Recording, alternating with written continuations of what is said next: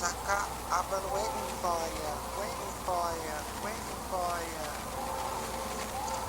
Johnny, you gotta help me, Johnny. You'll never get away with it, Johnny, Johnny, Johnny.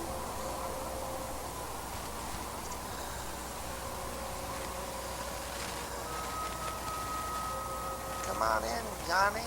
You want a little drink? Drink, drink, drink. The phone rang in my dream.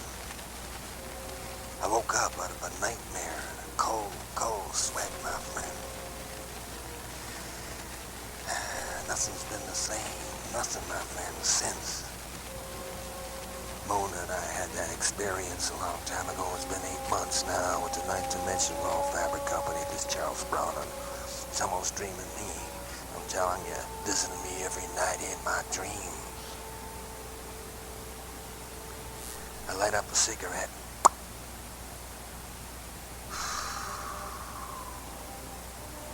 I look out the window, down at the greasy spoons and the bars that are completely empty now because it's just before sunrise. And all the pimps and hooders and con artists and bums and dreamers, they were all sleeping still because they were up all night, feeding their vices, my friend, in their awful, awful seedy world that they live.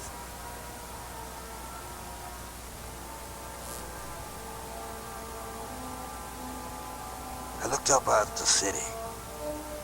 It was just before Halloween, a couple of days, and the trees looked witchy, and the wind through the trees made witch sounds, my friend. Their branches were like skinny, skinny, cold fingers pointing up towards that early morning moon.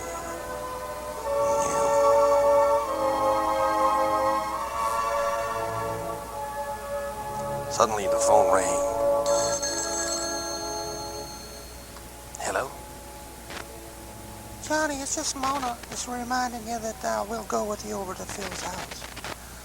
I want to thank you so much, Mona, for helping me. You know, he's been gone almost a year now, missing. It really helps a lot. The maid there said there was some extra boxes left that were kind of personal. I want to thank you so much. I'll pick you up in about a half hour's time. Bye-bye.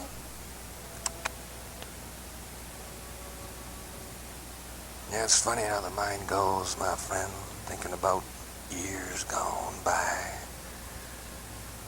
I look out that window again and the leaves are falling down from the trees, yellow, green, and brown, settling on the park benches and all the street corners.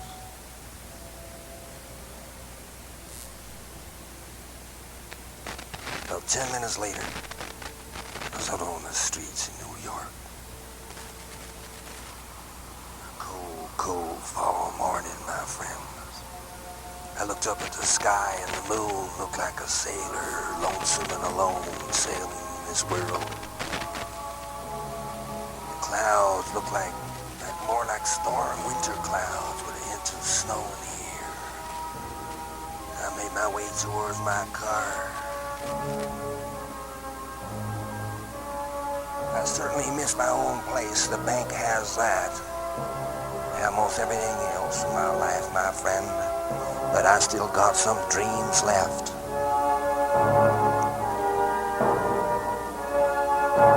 And nothing has been the same since John, since Philip has left. I got closer to my car.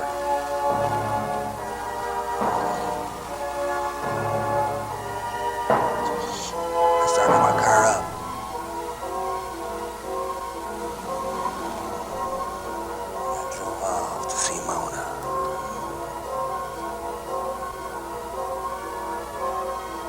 Drifting down that city, my friend. The houses going by, the buildings, just like picket fence.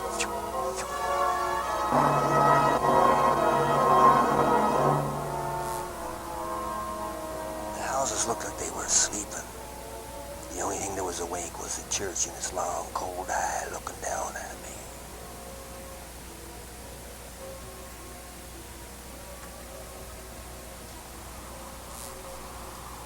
Continued on in that cold, cold city morning.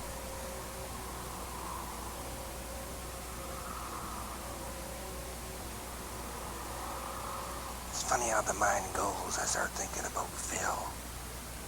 My life has not been the same, my friend, since this expedition we had in the wall. I picked Mona up and we're on our way to Phil's.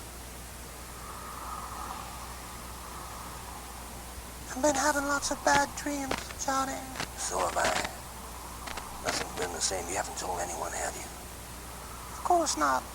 They think we're crazy. Well, I think we are, Mona. We'll be right back. The Johnny Slink, he's in big trouble again. My friends, do you like eating? Why not eat, not even gain any weight, maybe even lose weight for you crashers? I want to tell you about a new restaurant. It's the Make-Believe Food Restaurant, that's right.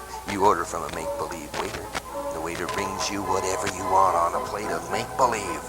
Eat whatever you want. Mashed potatoes, turkeys, gravy, all the beef you want, my friend. You want to get into pastries? You can eat cakes upon cakes, donuts, parfaits, all kinds of cheese. You'll never get filled up. That is the Imagination Restaurant. That's the name of it, my friends. And that's at the corner of Nowheresville and Dead End Roads. Now back to our movie, Johnny Slink. We made our way up to the door. We went in.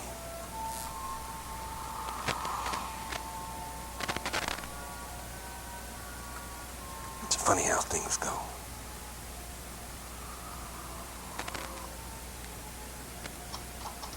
We open the door. Oh my God, said Mona. What? These boxes we're picking up, they're the very same kind that I got when I put up that wall fabric. What? We looked on it. There was a label on one of them. The Ninth Dimension Wall Fabric Company. Oh my God. This means Phil might have suffered the same fate I did. Oh no. At least he's alive, Mona. We started looking in all the rooms. Nothing there. The other rooms, bare walls. Finally, we both came out of the hall. We looked at each other and we looked down the end. There was one more room left and we opened it up, my friend. We put the light on and there it was. The scenery. Around the 1780s with giant vessels. It was a bay of the ocean, my friend. The kind of vessels that Captain Cook went right on. The pirates and that kind of scene. The moon was shining down. Oh my God, over here. Mona came up with, oh my God, it's ID for Phil. Where'd you find it? Right off the wall. You know what I'm thinking? Yes, I know. 1, 2, 3. And we leaned into that wall, my friend.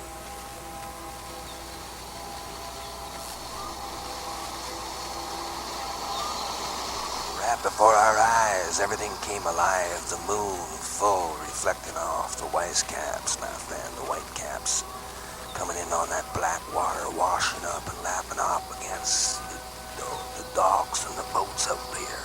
You could see the silhouette of pirate ships in the distance, silhouetted by the moon.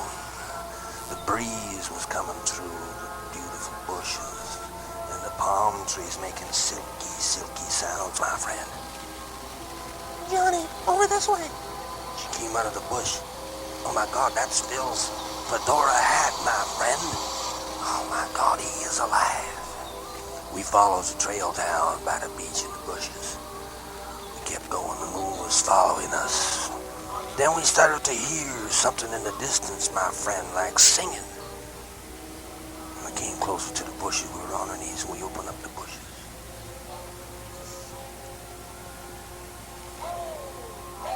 They were pirates, and they were ghosts, my friend. We could see through them dancing around.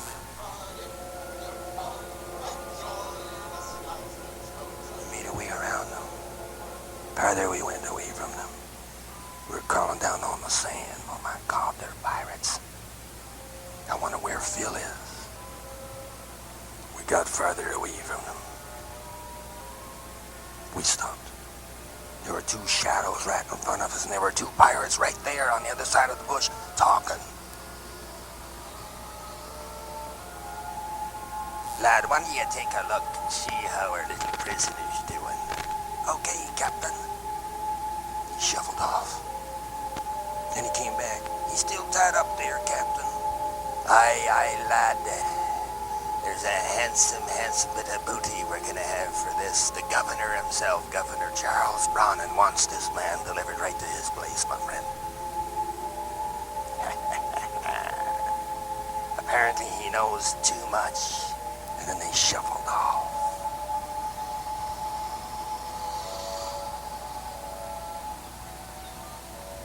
We crawled ourselves closer and we opened up the bushes. And there he was in the moonlight with his patented Hawaiian shirt. And it was him, Phil, tied to a tree. We made our way down. Phil, wake up. Johnny. Oh, thank you so much. I've been here 3 days, lost in here. 3 days? It's been almost all year, my friend. I couldn't believe it. We untied the man. Johnny, over this way. Mona was already heading out. She seemed to have had enough already. This fella I went down to investigate. Phil went on. He was down at the ninth, you talking about the ninth dimension wall fabric company? Yeah, Charles Browning. For some reason, I got some wall fabric from him. And, my friend, I put it up and I've been here ever since. We untied him. We started to run off. And in the distance, we heard the pirates, my friend. There they were, yelling, Captain! Captain, the prisoner has been escaping, sir. And all the pirates came a-running, my friend. Poof, poof, you could hear them chasing us. There they are, Captain. And they started coming after us, and we were running and running and running. Over here, boys! She was by the bush. When we get there, Phil, come here, and we pushed off the pirates, and we were fighting. They were right at us. We jumped. 1, 2, 3. And we were in the room of Phil's house. We turned around. Oh, my God, Johnny! The mural's changed. It was a mural of pirates straight up close, my friend, and one of them had an agonizing face with a rag in his hand. And I looked on my shirt, and he had torn my shirt. They were there like frozen ghosts on that mural. I'm Johnny Slink.